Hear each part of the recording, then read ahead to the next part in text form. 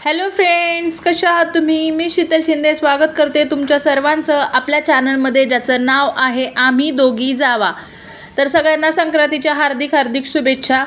तर सकाळचा स्वयंपाक वगैरे केला मी. सकाळचा म्हणजे चहा चपाती केली. अगोदर मला फक्त पोहे करायचे होते, पण नंतर यांचा डबा होता, त्यासाठी मग मी भाजी केली, चपाती केली, कोबीची भाजी केली, चपाती केली, त्यांचा डबा वगैरे दिला. आम्ही नाश्ता केला आणि नाश्ता केल्यानंतर लगेचच मी डाळ इथं लावलेली आहे कुकरला. डाळ वगैरे शिजेपर्यंत मी भांडे वगैरे सगळे घासून घेतले. सकाळचं सांगते बरं का. भांडे वगैरे सगळे घासून घेतले आणि त्यानंतर मग डाळीला म्हणजे येळवणी वगैरे काढलं आणि नंतर लगेच मग डाळीमध्ये गूळ वगैरे टाकलं आणि पुरण करून घेतलं. तोपर्यंत पुरण शिजेपर्यंत म्हणजे ते गूळ वगैरे आटेपर्यंत मी फरशी वगैरे पुसून घेतली. तर गूळ आटला आणि आता मी इथं पुरण वाटते.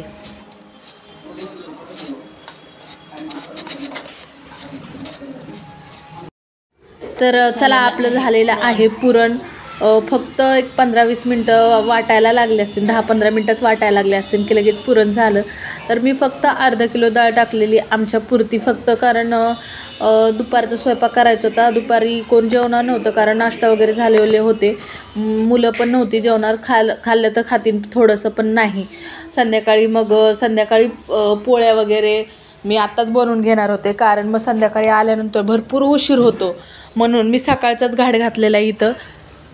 दरवर्षी संध्याकाळच्या पोळ्या मी बनवायचे संध्याकाळी आल्यानंतर, पण कसं व्हायचं, संध्याकाळी आल्यानंतर पाय दुखायचे, भरपूर असा कंटाळा यायचा, त्रास व्हायचा. त्यात व्हिडिओ काढायचे असायचे. मेकअप केलेला असल्यामुळे ते लवकर काढू नव्हती वाटत साडी, असं तसं असायचं सगळे कारणं. त्याच्यामुळं मग स्वयंपाकाला उशीर व्हायचा आणि मग स्वयंपाकाला उशीर म्हटल्यावर जेवायला उशीर.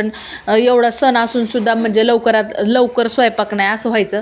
तर मी म्हटलं की नाही, आता नाही, आपल्याला पटकन स्वयंपाक करायचा, कारण मी ठरवलेलंच होतं ह्यावेळेस मी काही उशीर करणार नाही. ह्यावेळेस सकाळचंच मी करून घेणार आहे सगळं. पोळ्या वगैरे सगळ्या सकाळच्याच करून घेणार आहे दुपारचे. म्हणजे आता ही दुपारची वेळ आहे, 1:30 वाजलेले आहेत आणि अजून मला आवरायचं आहे. संक्रांतीला जायचं आहे, व्यवसायाला जायचं आहे. तिकडं रुपाली वाट बघत आहे, आवरलं का सारखे फोन करत आहे. इकडं माझ्या मैत्रीण फोन करत होती, झालं का, कधी येणार आहे, असं तसं. तर त्यांना सांगत होते एवढ्या पोळ्या लाटून मी लगेच येणार आहे, आवरायला घेणार आहे. पण कसंच पोळ्या लाटता म्हणजे पोळ्या लाटून झाल्या आणि त्यानंतर मग म्हणजे सकाळचंच पीठ मी चपात्याला जे केलं होतं, चपात्याला जे पीठ मळलं होतं त्यातल्या 4-5 चपात्या केल्या आणि बाकीच्या सगळ्या पोळ्यांना ठेवलं होतं. मग ते पोळ्या वगैरे मी बनवत होते आता इथे, आणि मला पण आवरायचं होतं पटापट, कारण तिकडं वाट बघत होते आणि आपलं लवकर झालं पाहिजे, कारण अजून मेकअपला पण एवढाच वेळ लागतो, चेंज करायला, साडी वगैरे घालायला, मग ते मेकअप करायला भरपूर वेळ लागतो. त्याच्यामुळे मला ह्या लवकर पोळ्या करायच्या होत्या. तसं तर मी एक अर्ध्या तासामध्ये माझ्या सगळ्या पोळ्या झाल्या आणि नंतर उरलेल्या पोळ्या आहेत ना, उरलेल्या पोळ्यांचं जे पुरण आहे तर ते मी फ्रीजमध्ये ठेवणार होते आणि मग नंतर संध्याकाळी किंवा मग उद्या सकाळी करणार होते.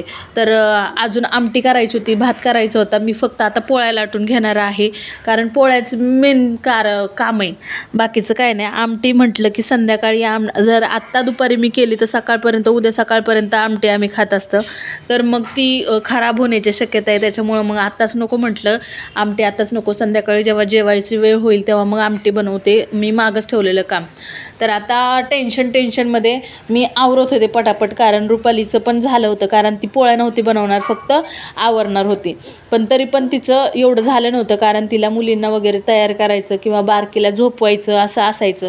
तर आता माझ्या इथं पोळ्या होत आलेल्या आहेत, झालेल्या आहेत. तर आता चला आवरते मी पटपट.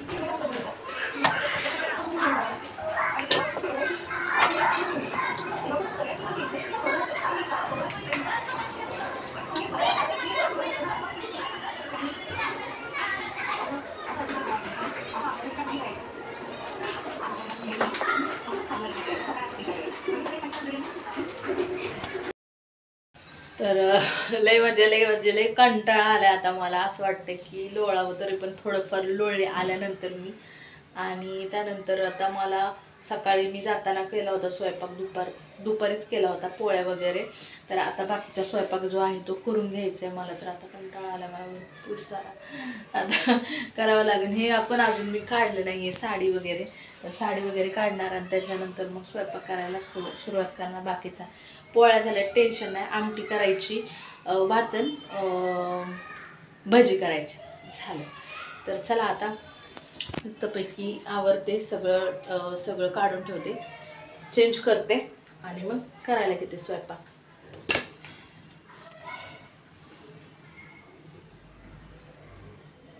टिकली तर माझ्या दिसनच.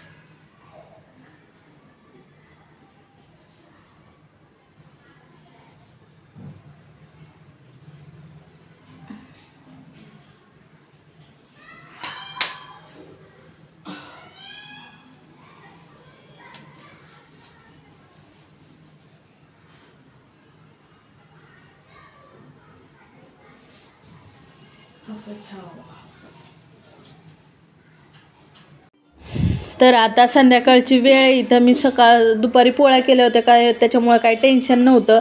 आल्यानंतर मी निवांत थोडंसं जेवले आणि निवांत असं बसले का नाही मोबाईल बघत, रील्स बघितले, व्हिडिओ बघितले, आराम केला थोडंसं. आणि त्यानंतर मग मी इथं संध्याकाळच्या वेळेला आवरायला घेतले. म्हणजे दुपारी आम्ही 5 वाजता चालतो संध्याकाळी, पण तरी पण मला लेट झाला होता 7 वाजता. मग मी हे सगळं आवरायला घेतलं. किचनवरती जे ताट आम्ही वसायला नेलं होतं ते पण तसंच होतं. मुलं येत होते, तिळगुळ घ्या, गोड गोड बोला, सगळ्यांचं चालू होतं इकडं. तर आता तुम्हाला पण मी म्हणते की तिळगुळ घ्या, गोड गोड बोला, काही कडू बोलू नका किंवा कमेंट करू नका, कारण संक्रांतीचा दिवस आहे. त्याच्यामुळे सगळ्यांनी तिळगुळ घ्या, गोड गोड बोला, छान छान कमेंट करा.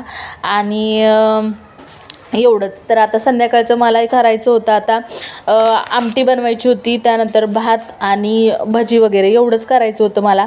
त्यासाठी मी इथं तवा ठेवलेला आहे. मला करायचं आहे भाजायचा आहे मसाला, आमटीसाठी मसाला भाजायचा आहे. आणि माझं सगळ्यात मोठं डोक्यावरचं वजन कमी झालं, कारण मी ना पोळ्या अगोदर बनवून ठेवलेल्या, नाही तर मला खूप कंटाळा आला असता आधीच.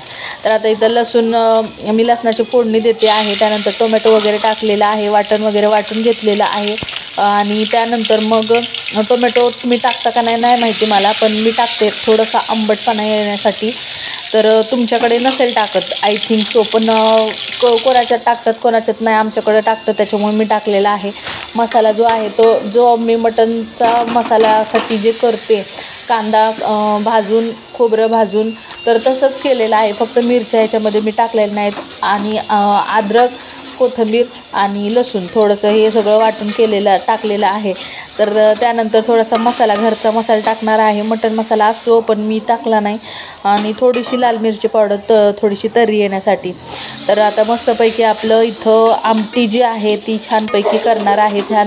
ह्याला पण तेल सुटेपर्यंत मी ह्याला परतणार आहे हा मसाला. आणि त्यानंतर आता बघा तेल सुटलेलं आहे छान.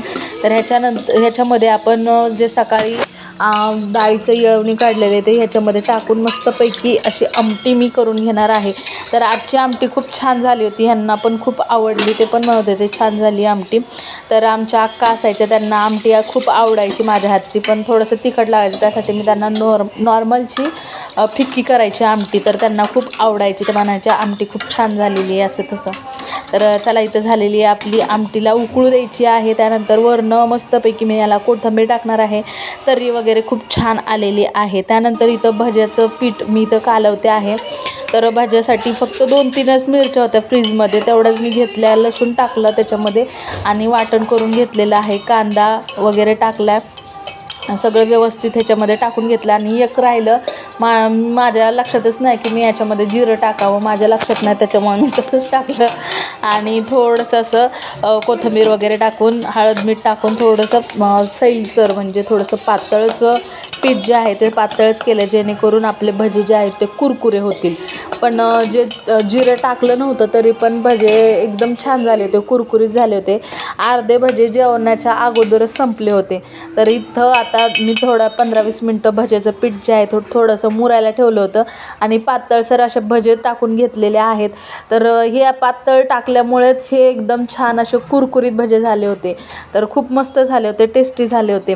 तर मी सांगितलं ना तुम्हाला की अगोदरच भजे संपले, त्याबरोबर मी कुरड्या वगैरे तळल्या होत्या.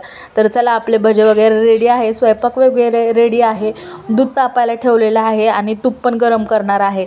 मस्तपैकी पोळ्याचं जेवण या जेवायला सगळ्यांनी, आणि सगळ्यांना पुन्हा एकदा हॅपी मकर संक्रांत.